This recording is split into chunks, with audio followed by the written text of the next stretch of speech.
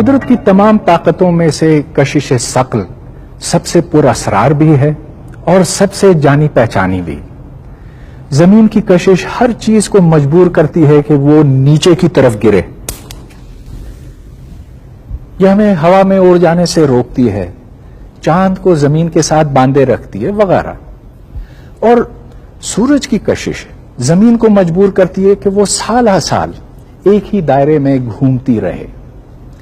اب ان تمام باتوں سے تو ہم اچھی طرح سے واقف ہیں، لیکن گریوٹی کے اصل کمالات زمین یا نظام شمسی میں نہیں بلکہ یہ دور کائنات کی وسعتوں میں دکھائی دیتے ہیں۔ ان کے بارے میں ہماری معلومات بہت تیزی سے بڑھ رہی ہے۔ مثال کے طور پر ہم یہ جانتے ہیں کہ اس وقت بھی، آج بھی آسمان میں نئے ستارے پیدا ہو رہے ہیں۔ دوسری طرف بہت سے ستارے، لاکھوں ستارے ہیں جو اربوں سال کی زندگیاں گزار کے اب اپنی موت کی تیاریاں کر رہے ہیں۔ کچھ بوڑھے ستارے اچانک دھماکے سے پھٹ پڑتے ہیں اور ایک پل کے لیے، چند ہفتوں یا مہینوں کے لیے لاکھوں سورجوں سے زیادہ روشن ہو جاتے ہیں۔ اور کچھ ستارے ایسے ہیں جو روشن ہونے کی بجائے ارد گرد کے ستاروں سے مادہ چرانے لگتے ہیں اور اتنے لالچی بن جاتے ہیں کہ ان میں سے کچھ تو روشنی تک کو ہڑپ کر جاتے ہیں۔ ایسے ستارے بلیک ہولز کہلاتے ہیں۔ آج کے پروگرام میں ہم گریوٹی کے آسمانی کمالات کا ایک جائزہ لیں گے، مگر اس سے پہلے ایک سوال: گریوٹی ہے کیا؟ اس کی حقیقت کیا ہے؟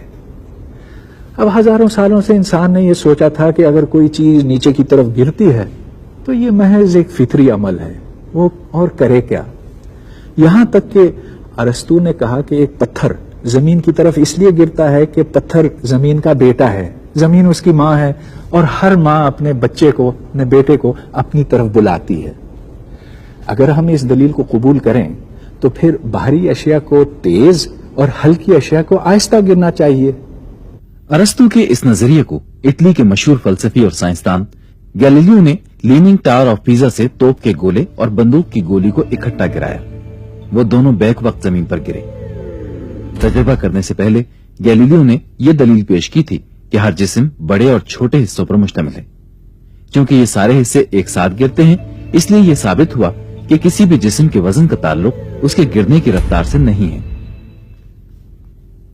یہ بھی ایک حقیقت ہے کہ ایک پتھر کے مقابلے میں آہستہ گرتا ہے، لیکن اس کا تعلق گریوٹی یا کشش ثقل سے نہیں، بلکہ یہ ہوا کی مدافعت ہے جو کہ دونوں کی حرکت پر اثر انداز ہوتی ہے، لیکن پر کے اوپر اس کے اثرات زیادہ ہیں۔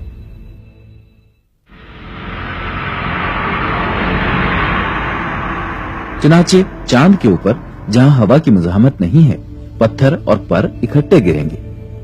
پچھلے چند سالوں سے نہایت انوکھے تجربات کیے جا چکے ہیں جن سے معلوم ہوتا ہے کہ ایک اکیلا ایٹم بھی توپ کے گولے جیسی تیزی سے گرتا ہے۔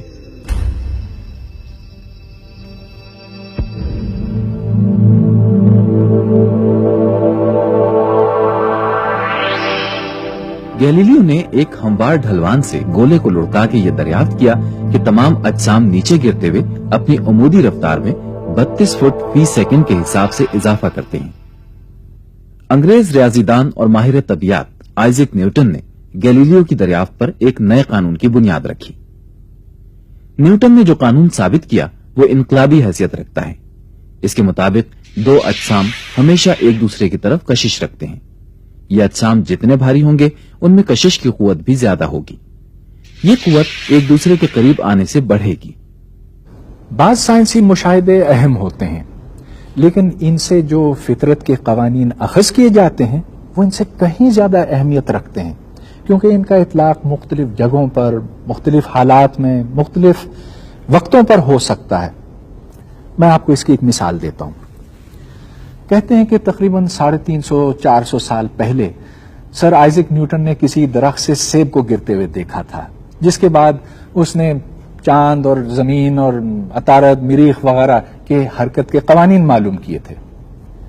اب مجھے نہیں پتا کہ اس میں کتنی صداقت ہے، البتہ نیوٹن کی سوچ کچھ یوں ہوگی: اگر میں کسی پتھر کو یوں پھینکوں تو یہ ایک فاصلہ طے کر کے زمین پر گر پڑے گا، اگر میں زیادہ تیزی سے پھینکوں تو یہ زیادہ فاصلہ طے کرے گا. اب چونکہ دنیا گول ہے، اگر میں اس کو کافی زور کے ساتھ پھینک سکتا تو یہ زمین کی گولائی کے ساتھ ساتھ چلتا جاتا، گویا کہ یہ ایک مصنوعی سیارہ یا آرٹیفیشل سیٹلائٹ بن جاتا. اب نیوٹن نے ایک سوال اٹھایا، کیا چاند اور عطارد اور مریخ وغیرہ انہی قوانین کے پابند ہیں جو ہم نے ایک سیب کو گرتے ہوئے دیکھ کر اخذ کیے تھے؟ اب یہ ایک بہت بڑی فکری پرواز تھی اور اس کی تاریخ میں کم مثالیں ملتی ہیں. لیکن پھر نیوٹن نے اپنے قوانین کا اطلاق کیا اور نظام شمسی کے وہ معمے حل ہو گئے جو صدیوں پرانے تھے. اس کے بعد نیوٹن نے اپنی تھیوری کو ایک حتمی شکل دی اور یہ اس قدر درست ہے، اس قدر صحیح ہے کہ آج بھی اس میں بہت کم ترمیم کی ضرورت پڑتی ہے. مثال کے طور پر جب ہم کسی خلائی جہاز کو کروڑوں میل دور کے سفر پر روانہ کرتے ہیں تو کیلکولیشنز کے لیے ہم نیوٹن کے لاز استعمال کرتے ہیں.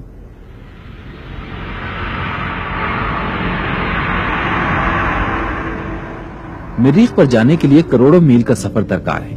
اس کے لیے اشد ضروری ہے کہ کشش کی ان تمام قوتوں کو سمجھا جائے جو اس سفر میں خلائی جہاز پر اثر انداز ہوتی ہیں.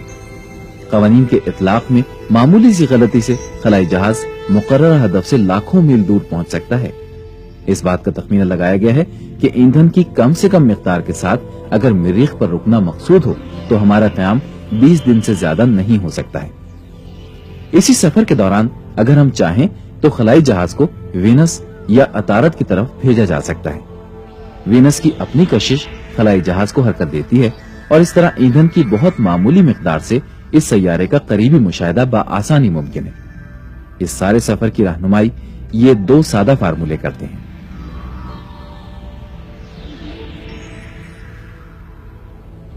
سائنسدانوں نے ان فارمولوں کو سمجھ کر ان کا پورا فائدہ اٹھایا ہے. مثلا زمین کی کشش سے لڑنے کے لیے ایندھن کی کثیر مقدار چاہیے ہوتی ہے. چنانچہ روانگی کے بعد ہی راکٹ کی خالی ٹنکیاں علیحدہ کر دی جاتی ہیں. یہ خلائی جہاز جس کا نام سٹار ڈسٹ ہے، اس کا مقصد ان دمدار ستاروں سے مواد اکٹھا کرنا تھا جو خلا کی گہرائیوں سے ہمارے نظام شمسی میں آتے رہتے ہیں. سٹار ڈسٹ نے زمین کی کشش کو استعمال کرتے ہوئے اپنی رفتار کو بڑھایا اور یوں اپنی سمت تبدیل کی. کشش کو اس طرح استعمال کرنا سلنگ شاٹنگ کہلاتا ہے. اپنے 7 سال کے سفر کے دوران سٹار ڈسٹ سورج کے گرد 2 مرتبہ گھوما اور بالآخر اس دمدار ستارے تک پہنچ کر اس سے مواد اکٹھا کیا. مزید 2 سال گزرنے کے بعد اس خلائی جہاز نے یہ حاصل شدہ مواد زمین پر پہنچا دیا. اب کشش کو سلنگ شاٹنگ کے لیے استعمال کرنا خلائی جہازوں کے لیے ایک عام ترکیب بن گئی ہے جس سے دور دراز سیاروں تک رسائی ممکن ہے. نیوٹن کے نظریات اور بالخصوص گریوٹی کے بارے میں ان کی تھیوری نے سائنس پر تو انتہائی اہم اثرات چھوڑے ہی ہیں، لیکن ہر عظیم تھیوری کی طرح سے ان کے نظریات نے انسانی زندگی اور سوچ پر بھی اپنے بڑے واضح اور گہرے اثرات پیدا کیے. مثلا ان کے زمانے میں یہ تصور عام تھا کہ جو شہاب ثاقب ہیں یا کومیٹس ہیں، ان کے ساتھ کوئی وابستہ ہے، کوئی منحوسیت یا کوئی ایسی بدشگونی بادشاہوں کے عروج و زوال وغیرہ سے بھی وابستہ اس کو کرتے تھے لوگ. تو نیوٹن کی تھیوری کو استعمال کرتے ہوئے، گریوٹی کے قوانین کو استعمال کرتے ہوئے، اس وقت کے جو سائنسدان تھے ہیلی، انہوں نے کیلکولیٹ کر کے یہ بتایا کہ اس میں کوئی حیرت کی بات نہیں ہے اور یہ ان قوانین کے تحت ہی یہ کومیٹ جو ہے ہر 72 سال کے بعد زمین کے پاس سے گزرے گا. اور ایسا ہی ہوا، جس سے لوگوں کو اندازہ ہوا کہ اس میں کوئی توہم کی یا کسی بھی وہم کی گنجائش نہیں ہے، بلکہ یہ ایک عام فینومنا ہے نیچر کا جو اس کے قوانین کے تحت ہوتا ہے. تو اس طرح سے نیوٹن کے نظریات نے، ان کی تھیوریز نے بہت حد تک انسانی جو توہمات تھے اور جو غلط خیالات تھے ان کو ختم کرنے میں بڑا اہم کردار ادا کیا ہے. ہماری کائنات کو 4 بنیادی قوتیں چلاتی ہیں، یعنی strong force, electro magnetic force, weak force اور گریویٹیشنل فورس. اس کا مطلب یہ ہوا کہ دنیا میں ہر شے، چاہے وہ ایٹم جتنی چھوٹی ہو یا کہکشاں جتنی بڑی، انہی قوتوں کے تابع ہے. دلچسپ بات یہ ہے کہ گریوٹی ان تمام قوتوں میں سے سب سے کمزور ہے. اس کو میں ایک مثال سے واضح کرتا ہوں. فرض کیجئے کہ ایک اکھاڑے میں 2 ہٹے کٹے مشٹنڈے پہلوان کھڑے ہیں. اب ان کے درمیان کشش ثقل عمل کرتی ہے. لیکن اس کی مقدار اتنی کم ہے کہ یہ چونٹی کو اٹھانے کے قابل بھی نہیں. دوسری طرف ایک چھوٹے سے ہائیڈروجن ایٹم کے اندر جو برقی کشش ہے الیکٹران اور پروٹون کے درمیان، وہ ان پہلوانوں کے درمیان کشش سے کہیں زیادہ ہے. لیکن جب بھاری اجسام موجود ہوتے ہیں تو کشش ثقل زیادہ مؤثر ہوتی ہے، اور ہماری کائنات میں بھاری اجسام کی تو کوئی کمی ہے نہیں. چنانچہ یہ کوئی تعجب کی بات نہیں کہ ایک انتہائی کمزور طاقت ہونے کے باوجود گریوٹی کائنات کی سطح پہ سب سے مؤثر طاقت ہے. جو ستارے اس وقت موجود ہیں، جلملا رہے ہیں آسمان میں، ان کو گریوٹی نے بنایا تھا.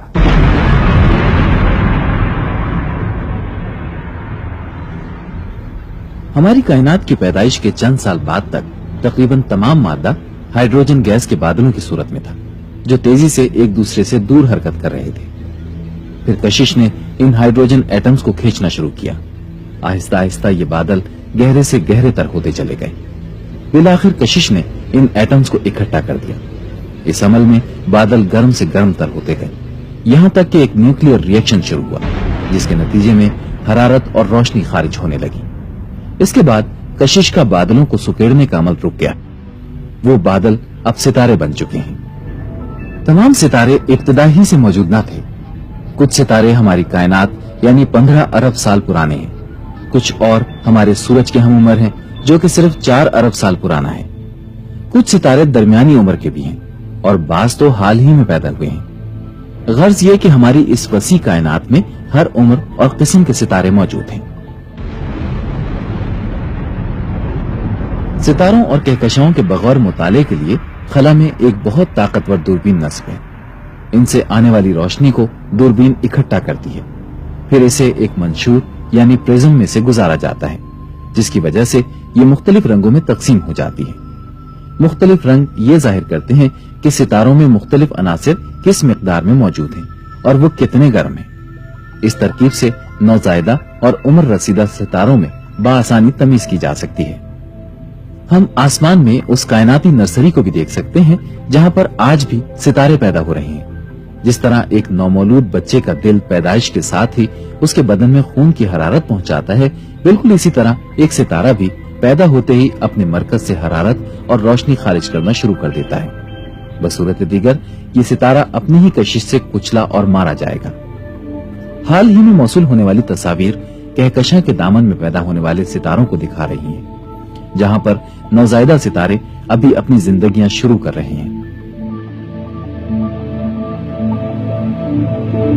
اگرچہ گرم گیس کا شدید دباؤ ایک ستارے کو پھاڑنے کی کوشش کرتا ہے، لیکن کشش یا گریوٹی سے یہ ستارہ اکٹھا رہتا ہے. جب کبھی گیس کا دباؤ کشش پر حاوی ہوتا ہے تو اس سے کائنات میں کہیں کسی مقام پر کوئی ستارہ ایک دھماکے سے پھٹتا ہے اور اس کے ساتھ ہی اس کی موت واقع ہو جاتی ہے. یہ ان ستاروں کا انجام ہوتا ہے جو اپنے ساتھی ستارے کا مادہ چرانے میں کامیاب ہوتے ہیں. اس عمل کے دوران ان کا وزن بڑھتا چلا جاتا ہے، یہاں تک کہ وہ ایک تشویشناک کثافت پر پہنچتے ہی پھٹتے ہیں. ایسے ستارے سپر نووا کہلاتے ہیں. ان سے نکلنے والی روشنی اور توانائی 10 ارب عام ستاروں کے برابر ہے. ستاروں کے جمگٹھوں میں یعنی کہکشاؤں میں ہمارے سورج جیسے اربوں سورج یا ستارے موجود ہوتے ہیں. ان کے درمیان فاصلے حیران کن ہیں. اگر کسی ایک کہکشاں کے اندر 2 نزدیکی ستاروں کا فاصلہ دیکھا جائے تو یہ اس قدر زیادہ ہے کہ روشنی کو ایک سے دوسرے تک پہنچنے کے لیے کئی سال چاہیے، اور 2 کہکشاؤں کے درمیان فاصلے تو اس سے کہیں زیادہ ہیں. روشنی کو کئی لاکھ سال چاہیے یہاں سے یہاں تک جانے میں. تو غالباً آپ یہ سمجھتے ہوں گے کہ ایک اور دوسری کہکشاں کا آپس میں کوئی تعلق ہی نہیں ہو سکتا. لیکن ان کہکشاؤں میں اتنے ستارے ہیں اور وہ اتنے وزنی ہیں کہ کشش ثقل پھر بھی مؤثر رہتی ہے. چنانچہ آسمان میں کبھی کبھی ہمیں 2 بھاری کہکشاؤں کا آپس میں ایک زبردست تصادم دکھائی دیتا ہے. کمپیوٹر کے استعمال سے آج ہم 2 ٹکراتی ہوئی کہکشاؤں کا تخیل کر سکتے ہیں. اگرچہ یہ تصادم لاکھوں سالوں پر محیط ہے، لیکن کائنات کی تاریخ میں یہ واقعہ صرف ایک لمحے کے برابر ہوتا ہے۔ کشش کی انتہائی زوردار قوت ستاروں اور گیس کے بادلوں کو کائنات کی وسعتوں میں دھکیل دے گی۔ سائنسدانوں کے حساب کے مطابق 4 کروڑ سال پہلے ان دو کہکشاؤں کے درمیان فاصلہ کم سے کم تھا۔ اگرچہ یہ اب بہت تیزی سے ایک دوسرے سے دور ہو رہی ہیں، لیکن کچھ وقت کے بعد کشش ان کو پھر ایک دوسرے کی طرف کھینچے گی اور یہ دوبارہ ایک دوسرے کے اندر سے گزر جائیں گی۔ یہ ایک لامتناہی سلسلہ ہے، لیکن بالآخر آج سے کئی ارب سال کے بعد یہ ایک بڑی کہکشاں میں ضم ہو جائیں گی۔ سائنسدانوں کا خیال ہے کہ آج جو کہکشائیں کائنات میں موجود ہیں وہ اسی طرح سے بنی تھی۔ بھاری ستاروں اور کہکشاؤں کی موجودگی میں گریوٹی ایسے کمالات دکھاتی ہے جو ہم کبھی زمین پر نہیں دیکھ سکتے۔ مثال کے طور پر نیوٹن کا یہ خیال تھا کہ روشنی پر گریوٹی کا کوئی اثر نہیں ہوتا، اور اس کی بات کافی حد تک درست تھی۔ یہ آپ کا اور میرا مشاہدہ ہے کہ ایک ٹارچ سے نکلنے والی روشنی سیدھی لکیر پر سفر کرتی ہے، مگر یہ بات 100% درست نہیں ہے۔ دراصل یہ روشنی ایک خمدار رستے پر سفر کرتی ہے۔ یہ ہم دیکھ نہیں سکتے کیونکہ زمین پر کشش ثقل اتنی کمزور ہے۔ البتہ بھاری کہکشائیں روشنی کا رخ آرام سے آسانی سے موڑ دیتی ہیں۔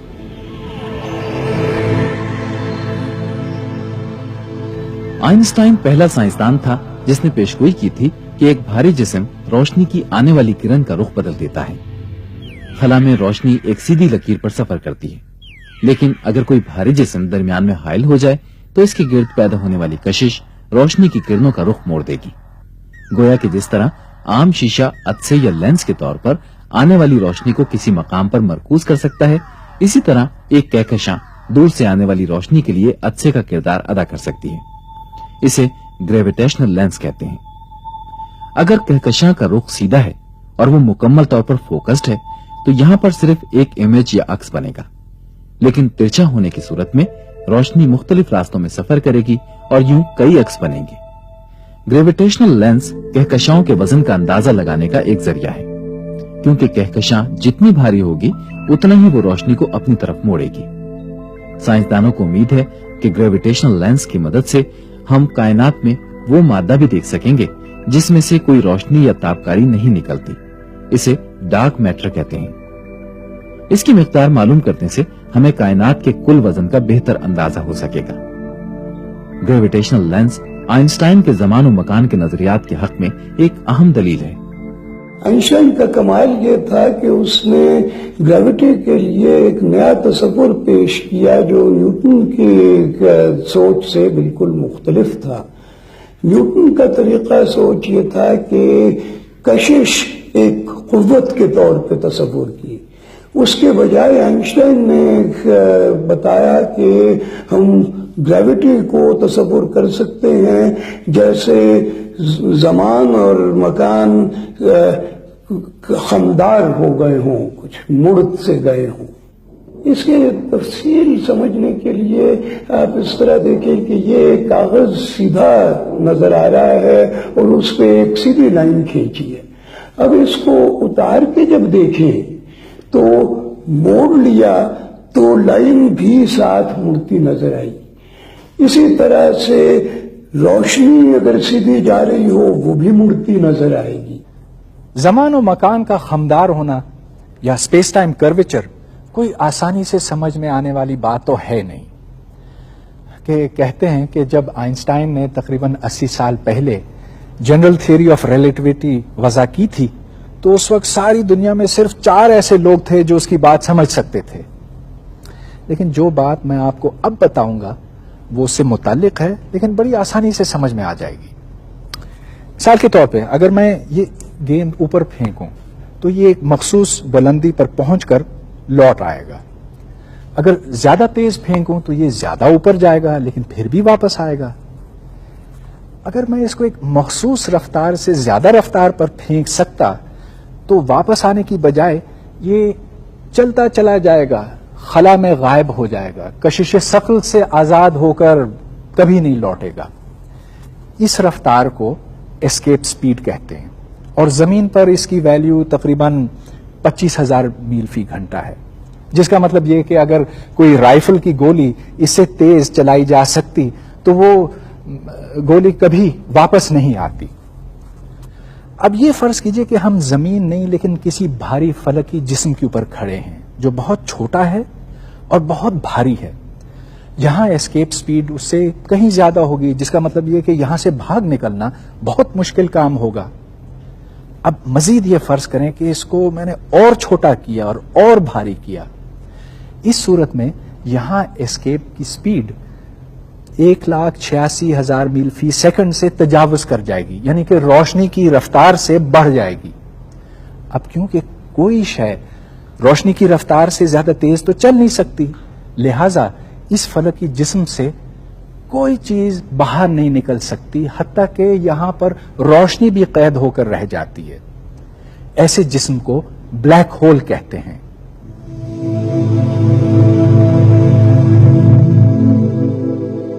بلیک ہولز عموماً ایک ایسے بڑے یا بھاری ستارے کی موت سے بنتے ہیں جن کا ایندھن ختم ہو چکا ہوتا ہے. وزن کے لحاظ سے یہ سورج سے 2 یا 3 گنا زیادہ بھاری ہوتے ہیں. لیکن بعض اوقات کسی کہکشاں میں ایسا بلیک ہول موجود ہوتا ہے جو اپنی کشش کے باعث ارد گرد کا مادہ کھینچ کر اپنے وزن کو مسلسل بڑھاتا چلا جاتا ہے.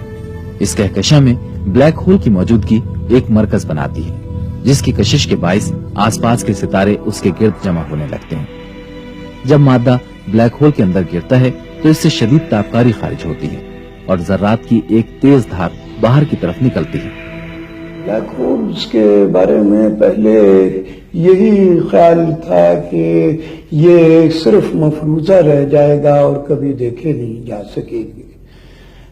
البتہ 1971 میں ایک ستارہ سگنس X1 دیکھا گیا جس میں مادہ گر رہا تھا، اور وہ گرتے ہوئے مادے سے جو ایکس ریز نکل رہی تھی اور جو ساتھ اس کے ستارہ عام روشنی دے رہا تھا، اس کی روشنی کو دیکھ کے ظاہر ہو گیا کہ سگنس X1 کے ساتھ جو ستارہ چل رہا ہے وہ بلیک ہول ہی ہے.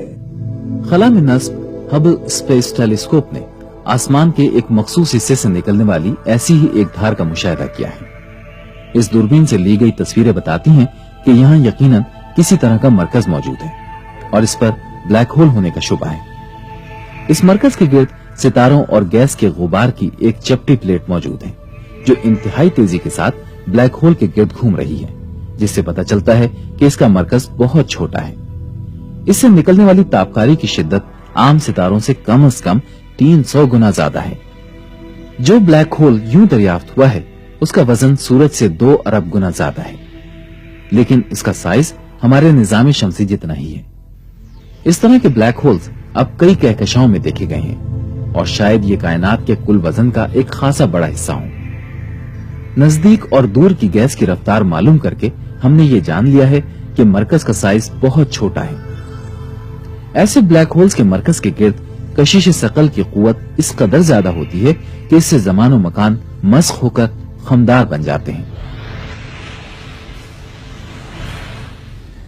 اس وسیع و عریض کائنات میں گریوٹی نے کیا کیا عجیب و غریب قسم کے مظاہر پیدا کیے ہیں.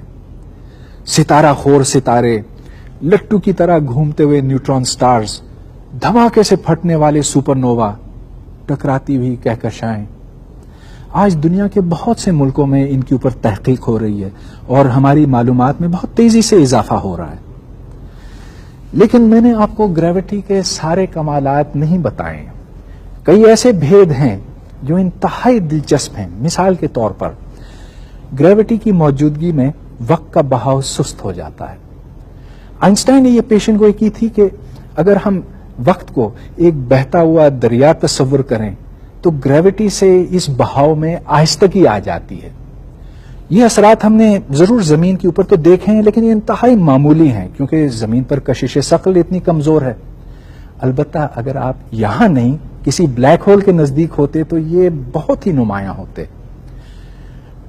اگر آپ بلیک ہول کے نزدیک جائیں، جیسے جیسے آپ اس کے نزدیک پہنچیں گے آپ کی گھڑی سست چلنے لگے گی.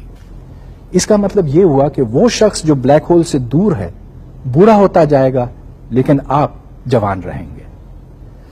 خیر، یہ ایک لمبی کہانی ہے، اس کے اوپر آپ سے پھر کسی وقت گفتگو ہوگی. اب اجازت دیجیے، خدا حافظ.